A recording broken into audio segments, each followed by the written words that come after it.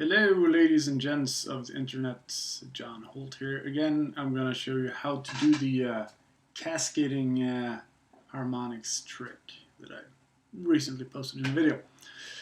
Here's how you do it. I stole this from Tommy Emmanuel, who I think stole it from Chet Atkins or possibly Lenny Bro. I think Lenny, am I pronouncing it? It's not like bro, but Lenny B-R-E-A-U, I think it's. Google it. Or YouTube, even better. Much better guitar player than I am, that is for damn sure. Anyways, here's how you do it. First, short on harmonics. All harmonics work the same way. If you have a string and you... Oh, I have some sexy delay on, by the way. Just to make me sound better. If you have a string and half its length, you touch it very gently and play it, you get what's called a harmonic. You also have one on a fourth of its length and a fifth of its length. And you have a bunch of different harmonics. If you want to check out someone who's really good with harmonics, check out Matthias Eklund from Free Kitchen. He's got that shit down. Anyway, so how this technique works, I'm using a thumb pick. Makes life much easier. At least it does for me. You can use a regular pick too, but you gotta hold it with your middle finger. And that to me is sort of like, I mean, it works. It's like the Carl Verheyen trick. It works, but it's kind of gnarly to do, so for this purpose I use a thumb pick. So I'm going to show you with a real easy chord to begin with. I'm going to take a A minor 11, which is just 5th fret bar across all strings. It doesn't get much easier than that. So if you're a guitar noob, you can be to your friends like, oh, check out this E minor or A minor 11. They're going to think you're super cool. So here's what I do. And this is straight out of Tommy Emmanuel's book. I learned his arrangement of Over the Rainbow. And he's doing like this thing in the beginning. So, oh, that's pretty cool. So here's what you do. I play the first strings, the first 3 on the bottom, and then I do artificial harmonics. I'm exactly 12th fret above, so if I have 5th fret here, I'm going to be on 17th fret here. It's pretty gnarly math, but you can do it. So what I do is like I hold my index finger very gently across the string, and then I flick it with my thumb. So let's see if there's a better angle I can do. The equivalent with a pick would be this. I would hold the pick with my middle finger, still the index finger. It's exactly the same thing.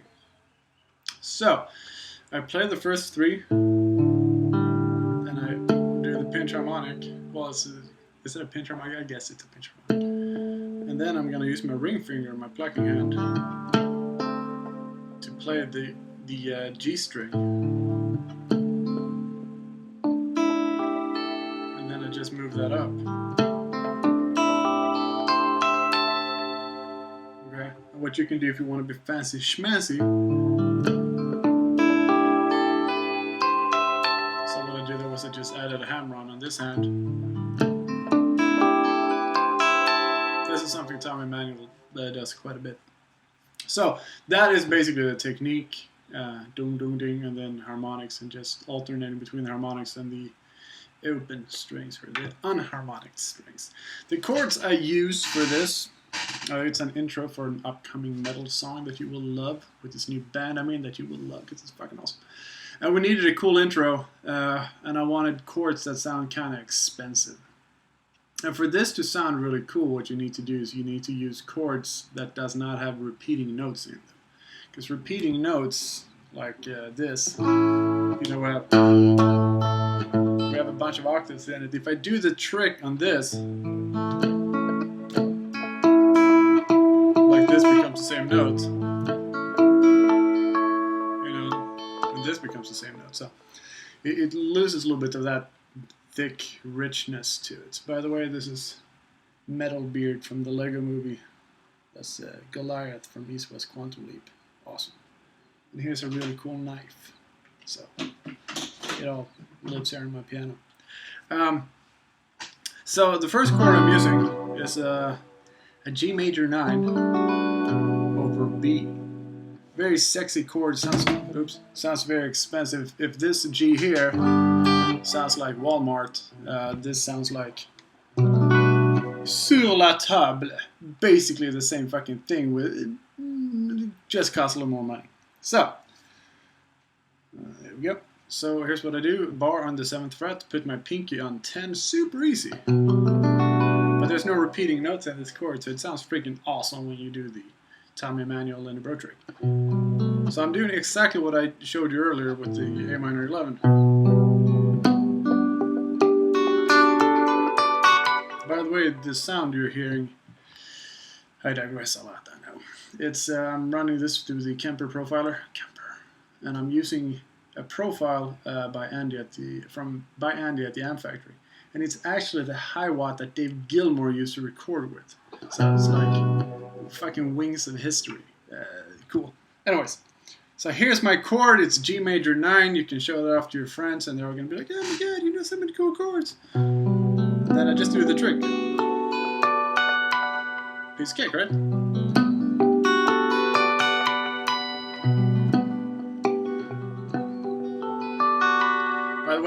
By the way, when I put up that video, I cheated like crazy because I did one chord, then the next chord, and the next channels. I did like 8 takes in each chord until I had a good one. I'm not as good as it sounds. It's all smoke and mirrors. I don't even know if I sound that good, but anyways. The next chord is a kind of cool one, because I already had a chord progression I had to follow. The chord progression was as follows. It was G, it was C, it was D, it was E minor. Okay, so what can we do to make that sound a little more interesting? So with the C, here's what I did. This chord is a little gnarly to play clean, unless you're a jazz cat. So what we have is like a C major triad. Well, I'm fucking that up, but that's what I was trying to do. So I'm playing a C major triad on the bottom and a B major triad on the top. If you've played Super Metroid a lot, this exact same chord happens quite a bit in that game. And I've been watching like speed runs, because I'm a nerd like that. I've been watching speed runs of Super Metroid, and this chord, I guess it just gets stuck in my brain, so, you know, perfect time to use it.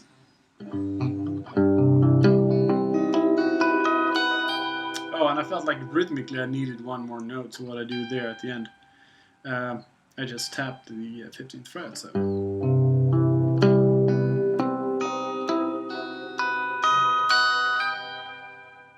So, exactly the same trick, I just add a tap note. And just to show you what notes I'm playing, here's the tricky part. I'm barring with my middle finger on the E string on the 3rd fret. So it's going to be 3, 3, 2, 4, 4, 2.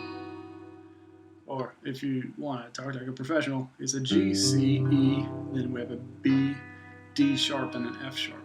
So C major and B major on top of each other.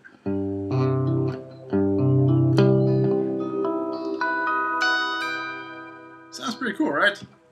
Thank you, Super Metro. I don't know who wrote the music of Super Metro, but good man. I assume it was a man. I assume it was a Japanese man on top of that.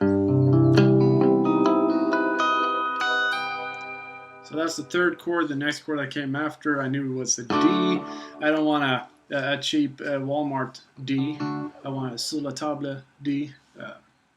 So here's what I came up with. This is actually really similar to my G major 9. But since it's a dominant chord, because it's a 5 chord, if you have no clue what the hell that is, email me and I'll explain music theory for you, because I can probably fit that in an email. Anyways. So here's what you have. I got itchy nose, by the way. It happens. I do the exact same trick. With a little switcheroo in there. The notes are, here's the numbers from low E to high E. It's 2, 5, 2, 3, 2, hammer on 3 on B string up to the 2nd fret. Or if you're a professional, you want to know what notes are. It's F sharp, D, E, A sharp, I guess, C sharp, then I hammer on to D, and then F sharp on top. Then I do the exact same trick.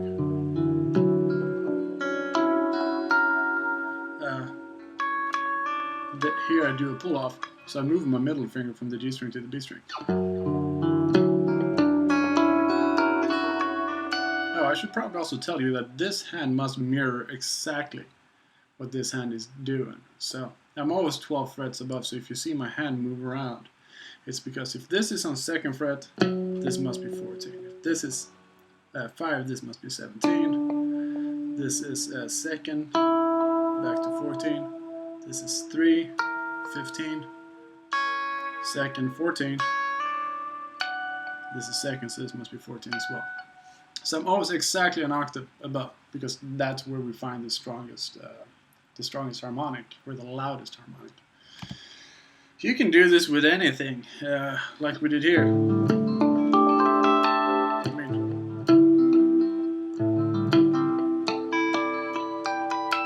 you know, that would be on the 5th, or you can do it on the...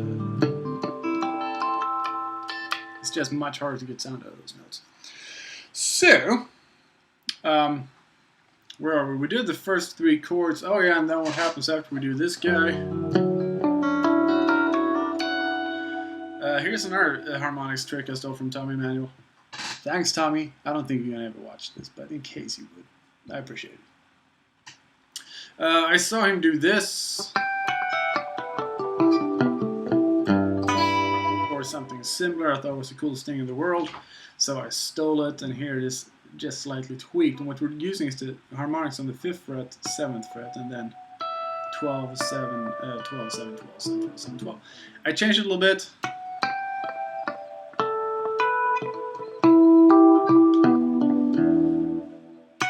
So it's going to be 7 on B, 5 on E, 5 on G, and then 12 on E.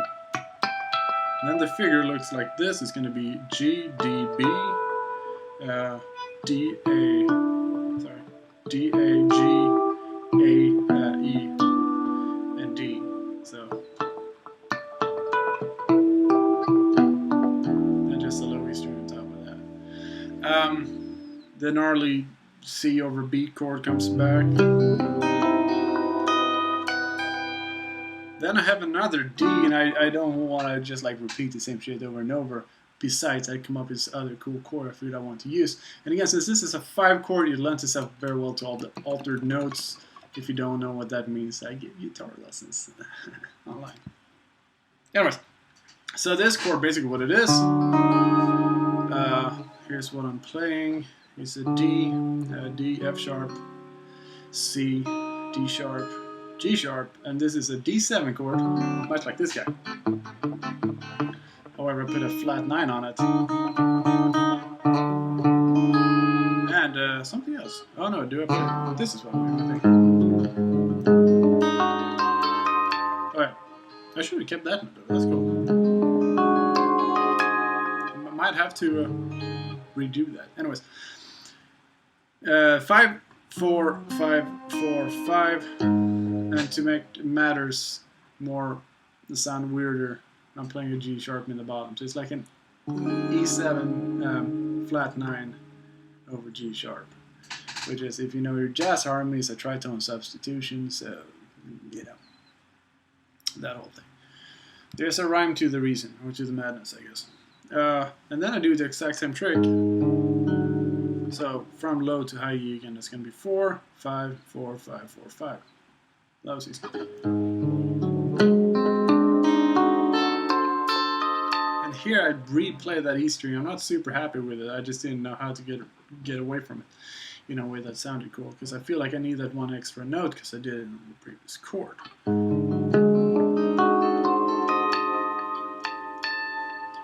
And then to get out of the whole thing, I came up with a little pentatonic open string lick.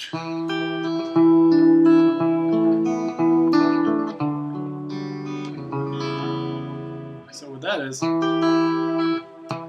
7th fret on the A string, and then I'm using my pinky to play G on the B string. That would be the 8th fret.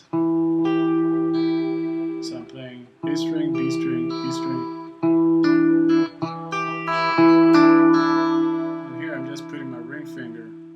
Second camera for this.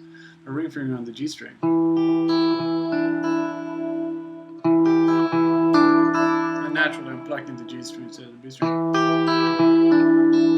And what I do with my plucking hand as a general, I keep these fingers on the top 3 and the thumb sort of does everything else.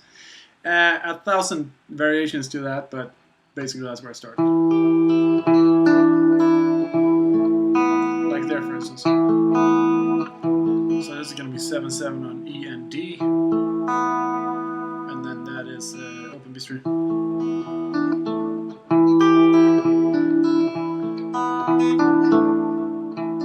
And that's just 7 on the G string and the D string. I don't know if you've ever heard Planet Caravan by Black Sabbath. Pantera did a great cover of it. This chord happens in there. And then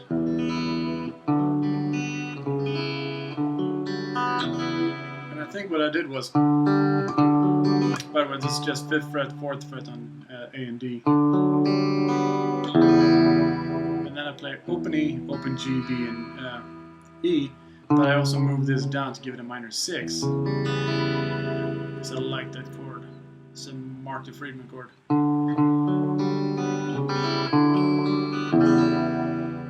And that's how you do it. Please comment and share and all that fun shit. Hope it works out. Thanks, bye.